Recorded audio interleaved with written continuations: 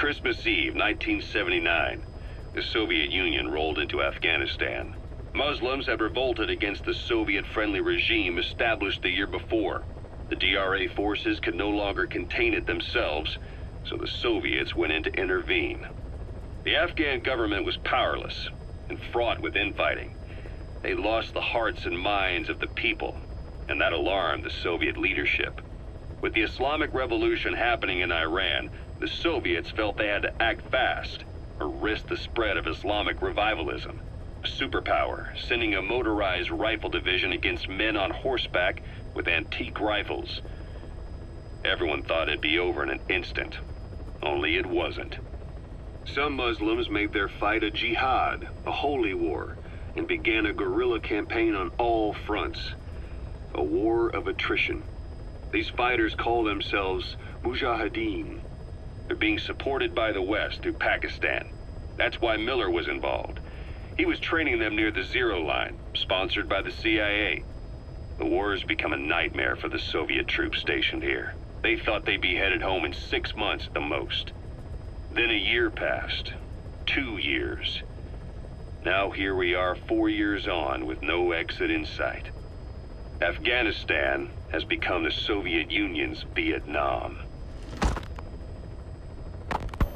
The Soviet troops on the ground want to go home, but at least they have homes to go back to. The Afghans have lost theirs. The Soviets destroy the kishlaks, villages, wherever they can. They burn down homes and fields, fill in wells, turn pastures into minefields. It's created a mass of refugees who fled to Pakistan. If the Mujahideen are fish swimming around the villages, the Soviets will go so far as to dry out their ocean. But this has had a big price. There's bitter resentment among the Afghans, and they're taking out their anger on the soldiers on the front lines. Among the Mujahideen are the Pashtun people. They're fiercely devoted to their code of Badal, or revenge. Soviets they've captured have had their hands, feet, and noses cut off before being left to die at the side of the road, just to show their comrades what they're capable of. Friendlies who come across them can do nothing but put them out of their misery. Then they burn down another village in retaliation, and the cycle of vengeance goes on.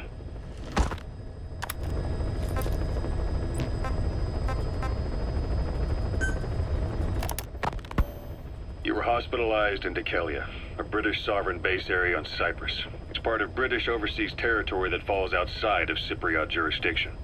You got moved from Cuba's Little America right into Cyprus's Little Britain. Why Dhekelia? The UK and the US remain close allies. The last place Cypher would think to look for you is inside their own system. That's what kept you safe in British military hospital for 9 years. The safest place from a whale is inside its own belly. You were a regular Geppetto. Well, it wasn't Pinocchio who led me out to safety.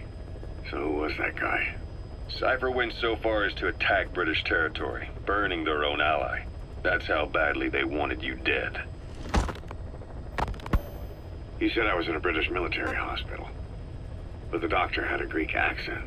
They hire locally. Easier to trust them. Dhekelia is also home to Greek Cypriots, after all. What about the Turks? They haven't returned to the south. Not yet.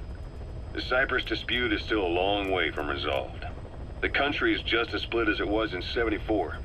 Turkish Cypriots in the north, Greek Cypriots in the south. Between them, the Green Line, the UN established. And Dhekelia sits right on top of it. It does. Part of the buffer zone between the two groups. Another reason it was the perfect place to hide you. Easy to spot any outsiders snooping around. So how do things stand? Last year, the Turks declared that the Turkish Republic of Northern Cyprus is an independent state, though it's only Turkey that recognizes it. In the past, the Greeks and Turks lived side by side in the same villages. There are reasons to fight. Those came from the outside. Greece, Turkey, Britain, America, they all have their own stake in pitting the two sides against each other. But once you spark something like this, it's impossible to control. Both sides build up grudges like debt, without the foresight to see that each act of revenge just fans the flames, and then it's too late for other nations to rush in with peace talks. The embers keep on smoldering. Each nation's arrogance only breeds anarchy. The world is paralyzed by this hunger for revenge. Cyprus is no different.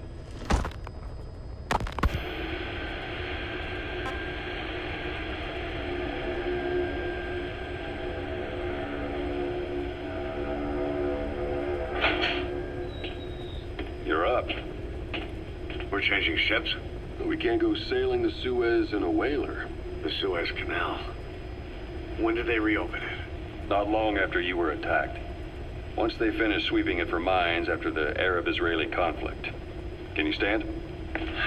We're going to transfer to a container ship for passage through the Suez. Our destination is Pakistan, Afghanistan's neighbor to the south. There, we disembark and head via Peshawar to the Zero Line, the border. We'll travel to the Khyber Pass by road. And then? We continue on horseback. Afghanistan's main roads are under Soviet control. We'll need to go around them. It'll be all narrow, winding paths through the mountains. We'll do better on horseback. It's a local guerrilla tactic. They use the higher ridges to avoid air recons. Then they charge down the mountains for ambushes. The Soviets still haven't devised a counter-strategy. Our time frame is only half as much as we really need. It's gonna be a tough march. Better horses than boats. Well, it'll make for good physiotherapy. Take the time to get used to that new arm. While the Soviets have indicated they are not participating in the Los Angeles Olympics, primarily because the United States has made no attempt to guarantee the safety of the Soviet Union's athletes, the United States is increasingly demonstrating the belief that the issue has nothing to do with its preparations, and in fact this is retaliation for the Western nations' boycott of the previous Moscow Olympics. That concludes today's news. That's quite some news. The Soviet Union not attending the LA Olympics? Yeah. Andropov's death has changed some things. They're calling it revenge for the Western boycott of the Moscow Olympics. Countries boycotted the Moscow Olympics? Yes.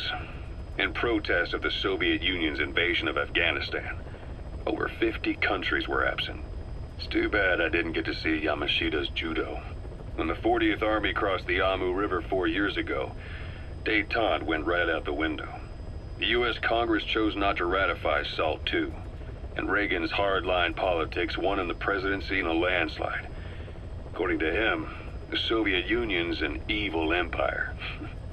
A second Cold War. And there's been no end to regional conflicts and civil wars. Lebanon, the Falklands, Grenada, Iran, Iraq. The story never changes. Egypt and Israel did sign a peace treaty. But then the driving force on the Egyptian side, President Sadat, was assassinated afterward. Apparently his actions were considered a betrayal of his fellow Arabs. Islamic extremists? Yes.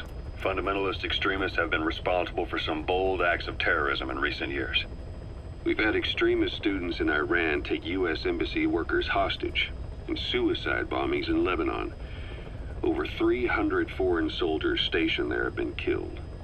The countries have yet to develop an effective means of dealing with terrorism.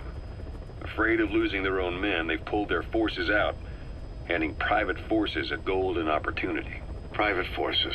Small armies with no national affiliation, working for the highest bidder. That's right, they got the idea from you. After Mother Base went down, they began spreading to meet the soaring demand.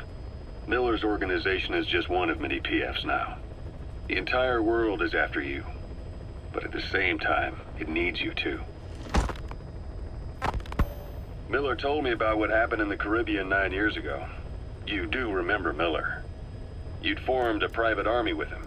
An army with no allegiance to a nation. I remember, but... I see. You're not sure what's fact and what's a fantasy caused by the coma. It's still all a mess, huh? All I can do is tell you the facts as they were told to me. I've gone easy on you up until now. But this is where the hard stuff begins. 1974, the year before you entered your coma. You were in Colombia, operating with a small unit of men. Basically mercenaries. Miller was among them. Miller was trying to find a way to turn his and your talents into a line of work. He was looking to start a business where you would fight on behalf of others around the world, those who needed military force. But the reality was, at that time, you didn't have enough gear to equip your own men. Then Miller came across this client. It was a huge job he was offering, but you had a shot at pulling it off. You accepted it and headed into Costa Rica. The client even threw in an offshore facility in the Caribbean. The Mother Base. That would be your new base of operations. Miller sure did have a head for business. As your mission went on, your unit grew and grew. More weapons, more money. Before you knew it, you were commanding 300 men.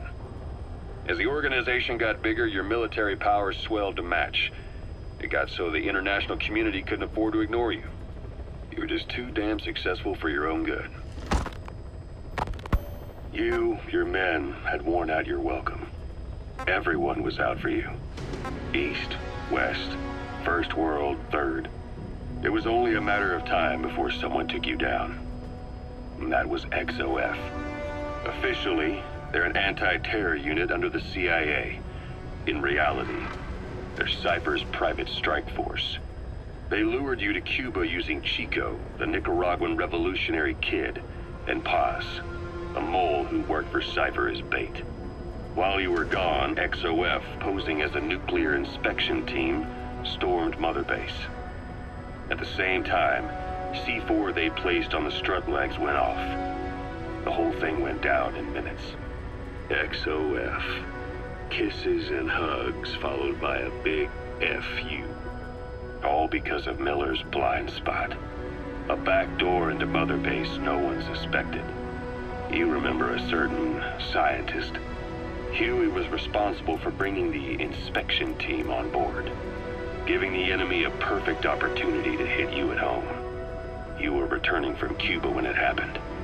Mother Base came damn close to taking you with it into the Caribbean. Those of your men out on assignment returned right away. They refused to believe the wreckage in the water they found was Mother Base. But they checked the coordinates again and again, until reality finally settled in. You were supposed to die that day. That was XOF's primary objective.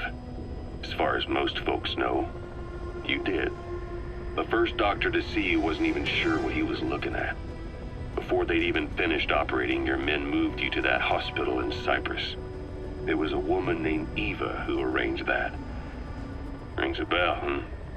Most men in your condition would have been written off right from the start. But you survived.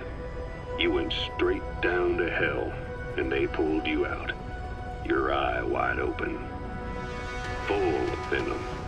The days of Naked Snake are long gone.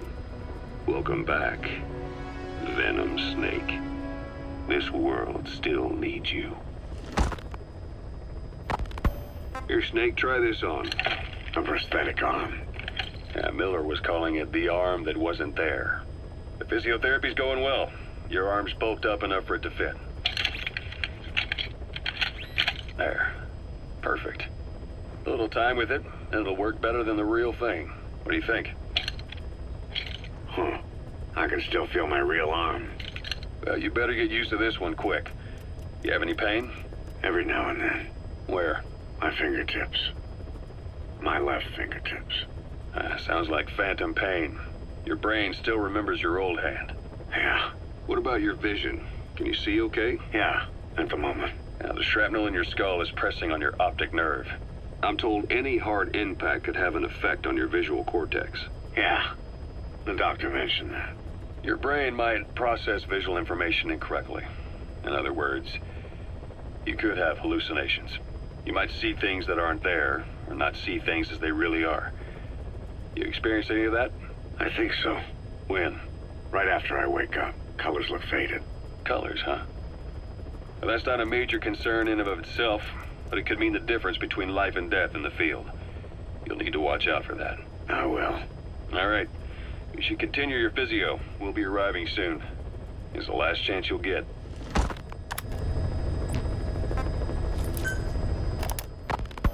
Ocelot. I hear they started calling you Shalashaska in Afghanistan. What's that about? You know the term Sharashka? It's slang for a suspicious, hastily thrown together organization. The word became associated with a type of forced labor facility in the Soviet Gulag system. OKB scientists and engineers who'd been convicted of crimes were sent to a Sharashka for forced R&D. The Sharashkas were supervised by Lavrent